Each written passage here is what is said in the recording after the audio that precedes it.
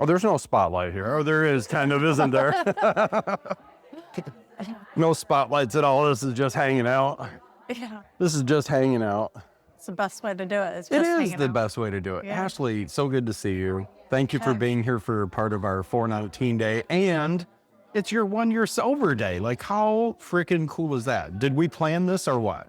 Well, I don't know if it was our planning, but it definitely was a planned one for sure. Yeah. It's super exciting. I mean, I just the thrill of being able to celebrate such an amazing thing in my life with an amazing group that's helped support my structure throughout my journey in recovery. It's just been amazing. I remember meeting you when we were first started. So this is back probably May, June, July. Yeah. And you were still living in a sober living house and still trying to get some things together and Fresh out of jail. And I remember one of the most impactful moments for Heidi and I was when you were up sharing your testimony in Belding at the church that we were at there.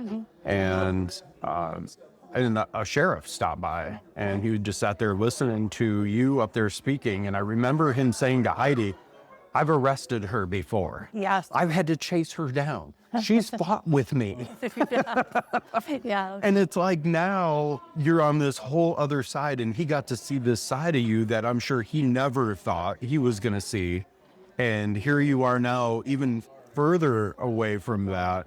And you're just doing it. And, It's through the community though, like the support of the community groups, and the things that I find more valuable than anything is the love that's given with it. I mean, the connection there is unrevealing. I mean, it just keeps showing itself more and more, which holds it together and keeps me on that positive float and in that positive stream of life. So Yeah.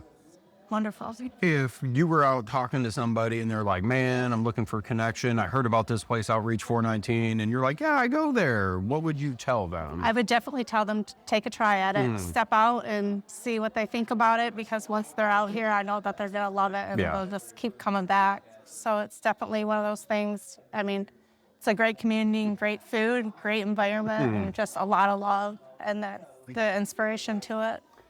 And like our meetings aren't necessarily any different than like a traditional AA or NA meeting. We don't do some of the readings and stuff, but really I feel like the difference from what we do comparatively is just this community aspect of it. Yeah. People just hanging out and getting to know each other. I believe a lot of it's within the faith base. I feel, going to some of the AA and NA meetings, you're not so much allowed to speak on your faith base as much as you are here. Sure. And it's like all recovery is welcome. And I mean, that is the motto to it. And it definitely stands for that, because you can share openly about any part of your journey and it's welcome. Yeah.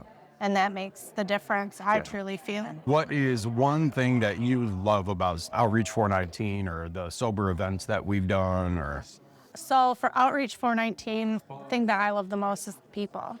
We're all growing at different rates. And to be able to be a shoulder for somebody else that has gone through or going through some travel path that you've experienced in your life, to be able to be there for that individual. I mean, the community of it is the base of it, and I feel that this community is just growing. Yeah. It's growing huge in the life recovery. talk about the recent, like you had a pretty big thing with schooling. So you've got a lot of big things happening. I do. Yeah. So throughout my life, like I've gone through a lot of traumas and have been a witness to a lot of things, even death. And it went from living minute to minute, feeding my life of addiction to minute living it in a recovery path. I mean, I've been able to overcome the life of addiction. Every day that's growing stronger and stronger, my faith with Christ. And then I'm graduating this year, so that's super exciting. And not just a GED, you're getting the diploma. Yeah, so I tried sneaking around that base, though, and trying to take that GED route, but I figured, the work that I'm putting into it means so much more, so the diploma is well worth this. Yeah. So I jumped on that base and continuing with my faith and helping the community around me as much as possible in any way, shape, or form. That's my goal. Is become a recovery coach. I mean, you guys have been an inspiration to me to be able to put forth the footwork and know that recovery is a life or death situation. Sure. Yeah. Man, think about that person that's just getting out, just getting into a maybe sober living, maybe just getting out of jail. From your experience, what kind of hope can you give somebody today?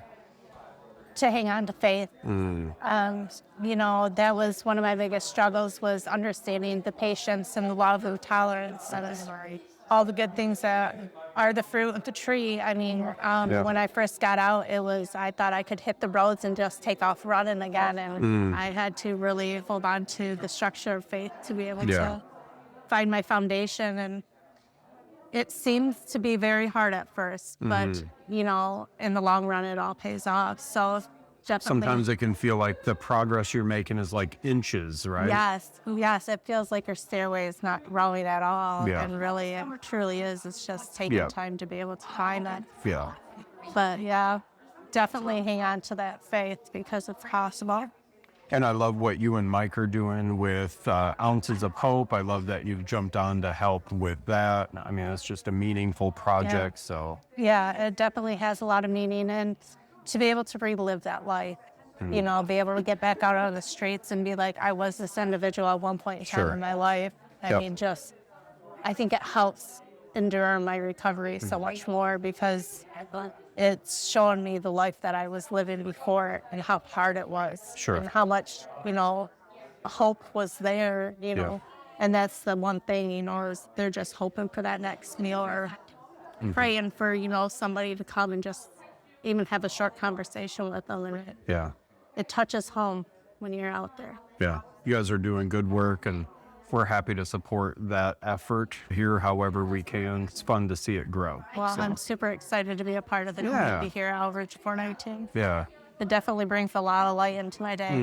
That's one of the things I share with everybody. I'm like, I can just go there and hang out, and it's so peaceful. Yeah, that's the vibe we try real hard to have. So and that's what we need sometimes. It's just that peace and quiet.